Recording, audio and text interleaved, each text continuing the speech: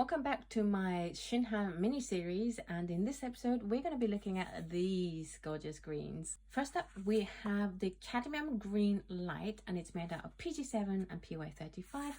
That of course is the phthalo green blue shade with the Cadmium Yellow. So with the Cadmium Yellow you're going to get that opacity coming through, and it is classified as a semi-opaque, and I would agree with the semi-opaque. It is a good gradator, and we don't get any shine on the matte stone, which is really nice change. So this is a safe color that I can recommend. As I said, good gradation, no cauliflowering. It's semi-staining, but it's very slightly staining. But for a semi-staining color, somehow it is a very good gradator. Not graded. It's a very good glazer, and that is nice to see. Like, I'm always relieved when I see a nice even glaze. It is again high tinting strength, so you get nice really strong mixes. You get like a burnt sienna kind of color mixing with cream rose, which, like, for some reason that was a real surprise to me. I was like, oh, I wasn't expecting that color. And you also get almost like a phthalo green, but with a little bit of opacity because you have that cadmium yellow in there. So if you're looking for a more opaque, slightly like softer phthalo green, then these mixes might be a good look for you. Then we have the Greenish Yellow, which is made with PY129, which is often used as green gold in paints. And unfortunately, we go back to the paint being shiny, although this one isn't so bad, and we do have a very overcast day today, so it's not going to be as shiny. Yeah, that's not too bad actually. But in sunlight, you're going to see that shine.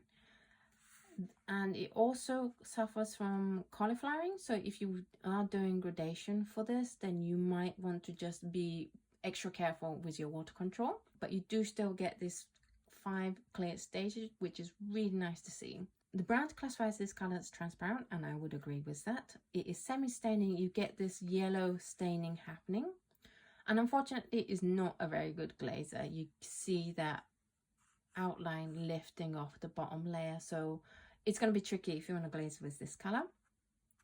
The color mixes, it is a little bit lower tinting strength. It's still quite strong compared to other brands, but because this brand has so many high tinting strengths, it's noticeable when you get a slightly lower tinting strength one. But you get to create these really cool autumnal colors, and I think, I'm just going to guess, but this might be a good mother color to use in terms of mixing with other colors. Other colors, otherwise I would call it a good mixing color. I have a feeling this might be a good mixing color with lots of other colors. Then we have the olive green, which is made with PY83 and PG8. That is the Indian yellow with the nitroso green. It creates this beautiful khaki green, and it is a good gradator. No shine, which is really nice. There's no shine here at all, so it's pretty safe to use. It is slightly prone to cauliflowering, so again, just watch out for that water control, but otherwise good at gradating. It is classified as semi-opaque, but I would actually say it's either semi-transparent or even transparent. I see barely any deposit on that line. It is semi-staining, but very lightly. Unfortunately, because of its semi-stain, it's not a good glazer. It is a high tinting strength, and you get to create this gorgeous muted, almost like a, I mean, this reminds me of Christmas almost. So it is a very wintry kind of intense muted colors. This is a Sap Green. It's made out of PG8, which obviously is the nitroso green again. It does suffer from shininess, but it's more of a general matte stone shininess. I'm not sure if it's even gonna show in this light because it is very dark today over here in Scotland. There's a surprise, but it's not as bad as like the reds that we've seen in earlier episodes, but you will definitely see it on a brighter day. Great gradation. You get great control. That is the one thing ShinHan excels at is how it allows you to have full control of your gradation. It's classified as transparent by the brand, and I would agree with that. It's semi-staining, not good glazer, as you can see. It's high tinting strengths, and therefore you get these nice strong mixes. Although if I had to pick between the color mixes, I prefer this color mix to this color mix if you're picking open stock colors. It is a nice muted green.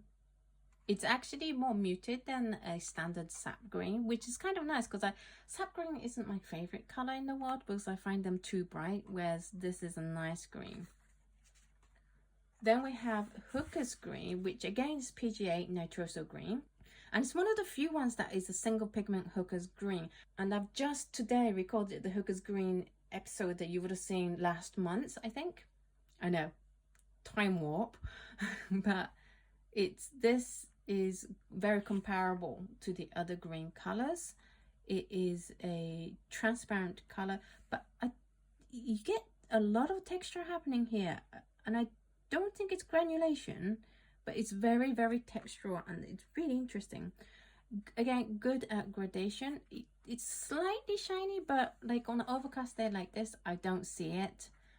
So I think it'd be okay. It would only be in really bright conditions that you will see the shine.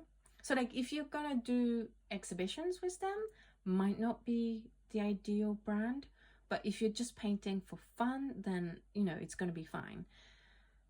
It does suffer from a little bit of color flowering, so watch out for that when you're doing gradation, but otherwise beautiful gradation.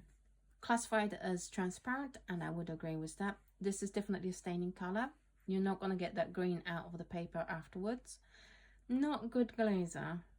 Disappointed with that glazing. Yeah. It is high tinting strength, so you get to create lots of greenish colors with it. You get almost a muted neutral color with the cream rose, because obviously I said in that Hooker's Green episode part 2 that Hooker's Green is really good at neutralizing queen violets and queen rose. So yeah, this is a good neutralizing color, and this is almost like a phthalo turquoisey gorgeous kind of green color mix. And then finally for this video we have the Viridian Hue, which is PG7. Now side note, they also have a Viridian which is PG7, which I spoke about this on the 1 hour full swatching of their full range dot card. I think it's a con to have a Viridian Hue and a Viridian and then make the Viridian also PG7 and not the genuine Viridian. I'm still a little bit upset about that. This set doesn't have the Viridian, so I won't go into too much details, but I did talk about it a little bit more in that video, which I will link up here for you to see. I mean, this is a fine phthalo green. It's as expected, and most brands that offer Viridian Hue will use PG7. So basically this is more like a phthalo green rather than a Viridian Hue as a name, because Viridians are very pale and they're really hard to work with, which is why a lot of people offer Viridian Hue and use PG7 because they're easier to re-wet and you get really strong colors, but it's not really Viridian.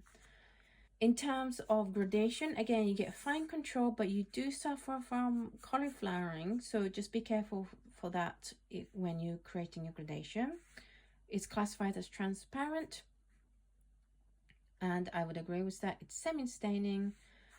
It's kind of bad. It's kind of okay. I think I was strongly wording that as bad, but it's also not the greatest at glazing either. In terms of color mixes, you get very high tinting strengths. You get this gorgeous, gorgeous turquoisey blue happening here with lots of texture. You see a lot of texture happening with this PG7 on this paper. It's not granulation, but it's still awesome. I love this texture. and you get this violety color here, and you get a nice strong green here, so a good mixing color. So that's it for this episode. Do let me know in the comments down below which one is your favorite. I actually would say that for me, my personal favorite was olive green, because of the color mixes you get with it. Is the kind of color I really like.